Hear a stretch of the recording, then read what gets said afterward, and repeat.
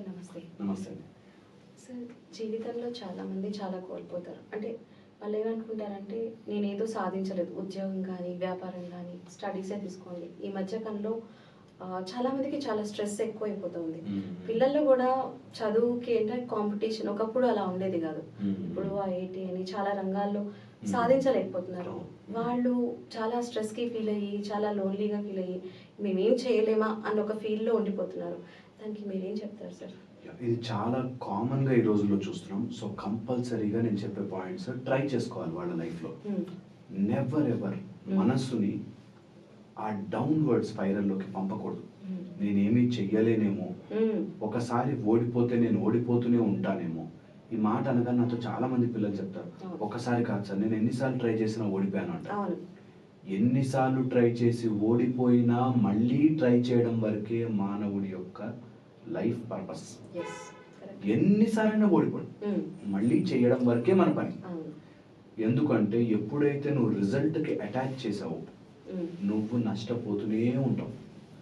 ఏదన్నా కానీ రిజల్ట్ ఏమైనా కానీ, నేను మళ్ళీ ఉద్యోగం ప్రయత్నం చేస్తా, మళ్ళీ ఆ పుస్తకం తీసి చదువుతా, మళ్ళీ మళ్ళీ ప్రయత్నము చేస్తూనే ఉంటా అని ఏ రోజైతే మనసుని వెలిగించాడు ఆటోమేటిక్ లైఫ్ మారడం స్టార్ట్ అవుతుంది.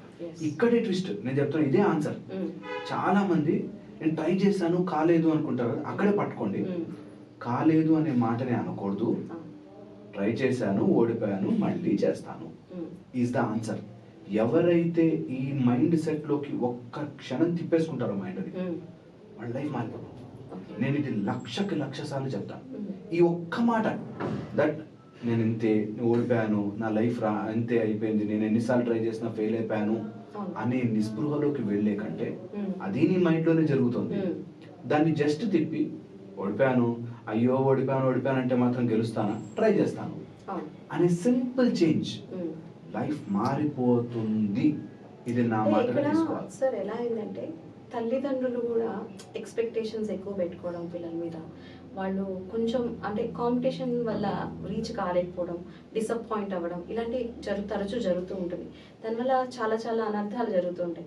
సో వాళ్ళు అంటే డౌన్వర్డ్స్కి వెళ్ళిపోయేసరికి తల్లిదండ్రులు స్ట్రెస్ ఎక్కువ అవుతుంది. వాళ్ళు కూడా అనుకుంటారు, అరే మా పిల్లలు అవతల పిల్లలతో కంపేర్ చేసుకోవడం కానీ ఇలాంటి ఎక్కువ, అంటే ఉద్యోగం కానీ ఏదైనా ఏ రంగంలో ఇది సహజంగా జరుగుతుంది బయట. సో నేను అనేది ఏంటంటే దీనికి మనం పేరెంట్స్ కూడా ఒక చిన్న గైడెన్స్ లాగా వాళ్ళకి ఏదన్నా చెప్పగలిగితే. ట్రూ మ్యాటర్ ఏంటంటే ఎవరో ఎప్పుడో ఏదో రకంగా మన గురించి ఎక్స్పెక్ట్ చేస్తూనే ఉంటారు. ఓకే, ఎక్స్పెక్ట్ చేస్తూనే ఉంటారు. మనం పిల్లలకి ఏం నేర్పించాలంటే, నేను నీ మీద చాలా ఎక్స్పెక్టేషన్ పెట్టుకున్నా, నువ్వు వచ్చినా రాకపోయినా డజంట్ మ్యాటర్, బట్ నేను నిన్ను చూసి ఎక్స్పెక్ట్ చేస్తా. నా కొడుకు బాగా సంపాదించాలి, నా కొడుకు బాగా చదువుకోవాలి, వాడు ఎందులో ప్రాస్పర్ అవ్వాలని తల్లిదండ్రులు ఎక్స్పెక్ట్ చేస్తారు. ఇప్పుడు ఎలా తయారు చేసామంటే జనరేషన్ ని, అలా ఎక్స్పెక్ట్ చేసినా తప్పే. నా కొడుకు బాగుండాలి అని ఎక్స్పెక్ట్ చేయడం తప్పేలా అవుతుంది. నా కూతురు చాలా గొప్పగా చదువుకోవాలి, మంచిగా ఉండాలని ఎక్స్పెక్ట్ తప్పే. ఇది పిల్లలకు నేర్పించాలి. ఇప్పుడు western media or western half knowledge తో మన మీద పడ్డ ఇన్ఫ్లుయెన్స్ ఏంటంటే, తల్లిదండ్రులు ప్రెషర్ పెట్టేస్తారు. ఎందుకు పెడతారు తల్లిదండ్రులు? నా కొడుకు బాగుండాలని ప్రెషర్ పెడతారు. ఈ ప్రెషర్ కొంతమంది సాడిజం లాగా, నార్సిస్ట్ లాగా పాడే పేరెంట్స్ ఉంటారు. ఆ 10-15% తీసేస్తే, ఆ 10-15% who are narcissist for everything, వాళ్ళు ఇంకా ప్రతి దానికి కూడా నువ్వు అంతా అవ్వకపోతే 99 వస్తే కొట్టి అలా చేస్తే అది ఫూలిష్నెస్. బట్ ఏ పిల్లలకైనా తల్లిదండ్రులు గొప్పగా అవ్వాలని అనుకోవడం తప్పేంటి? సో పిల్లలకి మనం నేర్పించాల్సిన అన్లాకింగ్ పాయింట్ చెప్తున్నా. వెంటనే చెప్పాల్సింది అంటే, నాకు నీ మీద చాలా ఎక్స్పెక్టేషన్ ఉంది, నీ మీద చాలా మంది ఎక్స్పెక్ట్ చేస్తారు, ఈ సృష్టి మొత్తానికి నీ మీద ఎక్స్పెక్టేషన్ ఉంది, నువ్వు మనిషిగా నువ్వు ఇన్ని చెయ్యాలని నీ మీద ఎక్స్పెక్టేషన్ ఉంది. అది ప్రెజర్ లా తీసుకోవద్దు, అది నీ మీద నమ్మకం కాబట్టి you should take it as a challenge. ఇది ప్రతి పిల్లవాడికి, ప్రతి అమ్మాయికి, అబ్బాయికి స్కూల్లో నేర్పించాలి. ఏది చెప్పినా ప్రెజర్ అంటే ఎట్లా? ఏది చెప్పినా అమ్మ ప్రెజర్ తీసుకోవద్దు, బ్యాగ్ బరువు మొయ్యొద్దు, నువ్వు నడుచుకుంటూ వెళ్ళొద్దు, ఎగురుకుంటూ, ఎట్లా అవుతుంది? సో మనం ఈ జనరేషన్ పిల్లలకి మనం నేర్పించాల్సింది, till 25 you are in a brahmacharya mode. బ్రహ్మచర్యము అంటే నువ్వు ఆ టైంలో మంచిగా నేర్చుకోవాలి, మంచిగా లర్న్ చేయాలి, విజ్డమ్ తెచ్చుకోవాలి, తెలివి పెరగాలి. మిగతా డైవర్షన్స్ అంతా పక్కన పెట్టి నువ్వు ఫోకస్డ్గా ఉండాలి. దానికి మేమంతా ఎక్స్పెక్ట్ చేస్తున్నాం. నువ్వు మధ్యలో తప్పుదారి పట్టిపోయి నేను ప్రెషర్ తీసుకోలేను, నేను ప్రెషర్ తట్టుకోలేను అనే మాటలు మనం అలవాటు చేయొద్దు పిల్లలకి. నిజంగా ఎవరైనా నాకు ప్రెషర్ అనిపించింది, పేరెంట్స్ షుడ్ ఆల్సో ఫీల్ అంత ప్రెషర్ పెట్టి నేను చేసేది ఏం లేదు ఇప్పుడు అని వదలగలగాలి. ఇది రెండు పక్కల నుంచి ఉండాలి. ఈ బ్యాలెన్సింగ్ మనం చిన్నప్పటి నుంచి నేర్పించాలి. దట్ నా ఎక్స్పెక్టేషన్ తో నువ్వు బాధపడిన అవసరం లేదు, బట్ ఐఎమ్ ఎక్స్పెక్టింగ్ ఇట్. నేను నా కొడుకు కానీ కూతురు కానీ బాగా చదువుకోవాలి, మంచి మార్గంలో ఉండాలి, ధర్మ మార్గంలో ఉండాలని ఎక్స్పెక్ట్ చేయడం నా బేసిక్ థింగ్. నేను ఎక్స్పెక్ట్ చేశాను కాబట్టి నువ్వు స్ట్రెస్ గా తీసుకోకూడదు. ఓకే, వర్క్ హార్డ్, ట్రై, ఇంకా చేయగలవు, నీ కెపాసిటీ ఉంది అని మనము మార్చగలగాలి.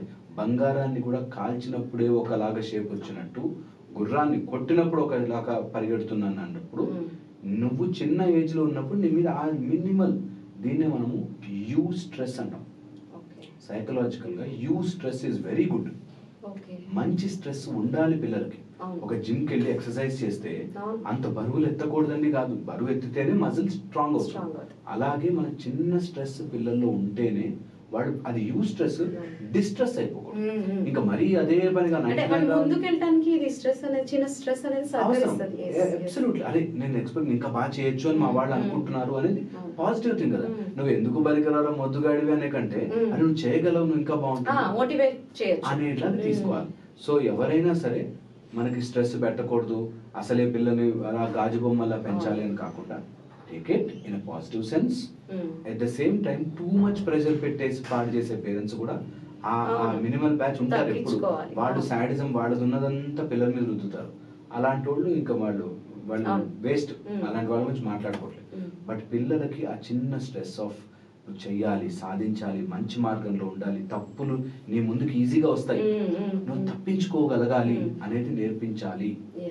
ఎందుకంటే మైండ్ వదిలితే ఎంత వీక్ అని అయిపోతుంది. ఇది విద్యార్థులే కాదు, ఉద్యోగం కానీ ఏ ఫీల్డ్ లో ఉన్న వాళ్ళకి కూడా ఇది జనరల్ గా వర్తిస్తుంది. అన్ని స్ట్రెస్ అనుకోదు.